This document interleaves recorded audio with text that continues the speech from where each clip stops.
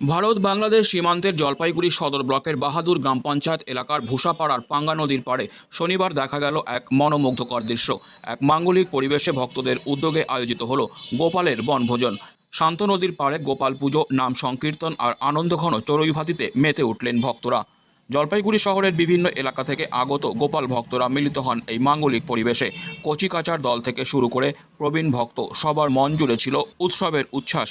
শিশুদের খেলার ছলে আনন্দ আর প্রবীণদের মাঙ্গলিক তৃপ্তিতে ভরে ওঠে দিনটি। গোপাল ভক্ত নিহার রঞ্জন সরকার জানান, যারা বৈষ্ণব বাড়িতে গোপাল পূজা করেন তাদের মনেও চড়ুইভাতি করার ইচ্ছে থাকে। ঠিক যেমন সাধারণ মানুষ বছরে একদিন পিকনিক করে আনন্দ পায়, তেমনি গোপালের ভক্তরাও গোপালকে নিয়ে বনভোজন করার আনন্দ পেতে চান। এভাবেই আমরা গোপালের প্রতি ভক্তি নিবেদন করি এবং একে অপরের সঙ্গে সময় কাটাই।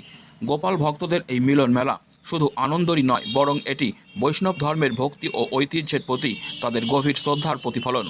পাঙ্গা নদীর পাড়ে এমন পরিবেশে গোপালের নাম সংকীর্তনের সুর ভেসে ওঠে, যা প্রকৃতিকে আরও যেন পবিত্র করে তোলে। এই বনভোজন শুধু ভক্তদের মিলনই নয়, বরং এটি সম্প্রীতিরও এক সুন্দর উদাহরণ। ধর্মীয় অনুশীলনের সঙ্গে প্রকৃতির সান্নিধ্যে এভাবে দিন কাটানো সত্যিই এক অপূর্ব অভিজ্ঞতা। আপনাদের অবগতির জন্য জানাই, জলপাইগুড়িতে যত বৈষ্ণব ভক্ত আছেন তারা প্রতি বছরই তার আরাধ্য যে দেবতা, বাড়িতে যে বিগ্রহের পূজন হয়, সেই গোপালকে নিয়ে তারা চড়ুইভাতি করতে আসেন। আমরা যেমন সামাজিকভাবে বনভোজন করতে যাই, তেমনি ভক্তদের হৃদয়েও সেই বাসনা জাগরিত হয় যে আমাদের গোপালকে নিয়েও আমরা চড়ুইভাতি করব। সেই আকাঙ্ক্ষার প্রতিফলন হিসাবে আজকে জলপাইগুড়ির সমস্ত বৈষ্ণব ভক্তমণ্ডলী তারা তাদের নিজ নিজ গোপালকে নিয়ে আজকে এই বনভোজনে এই ভুজুয়াপাড়াতে এসে উপস্থিত হয়েছেন।